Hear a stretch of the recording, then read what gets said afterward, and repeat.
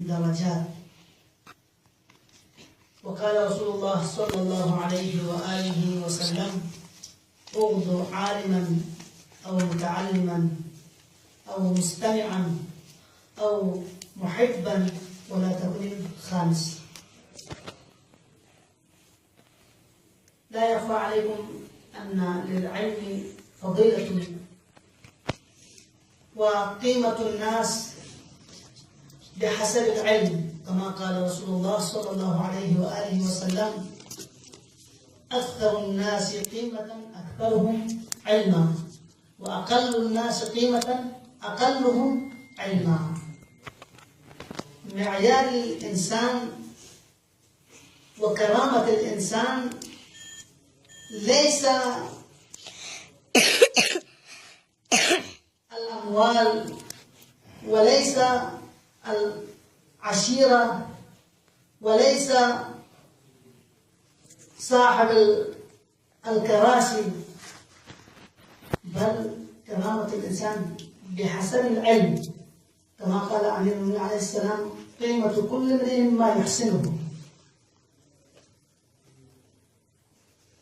وكثير من الآيات الكريمة تشير إلى ذلك. الأنبياء مع أن الله أعطى لهم علم واسع وشامخ وكثير يعرفون، ولكن مع ذلك أن الله أوحى إلى نبيه وحبيبه وقال: قل ربي زدني علما، مع أن رسول الله ما ينطق عن الهوى إن هو إلا وحي يوحى.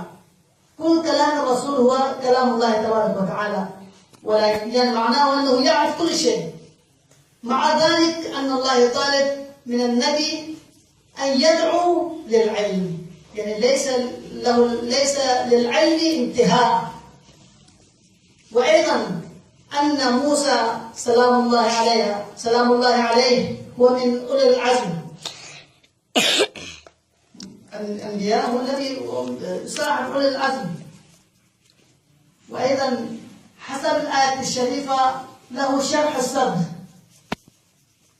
مع ذلك ويروح عند أستاذه النبي خضر سلام الله عليه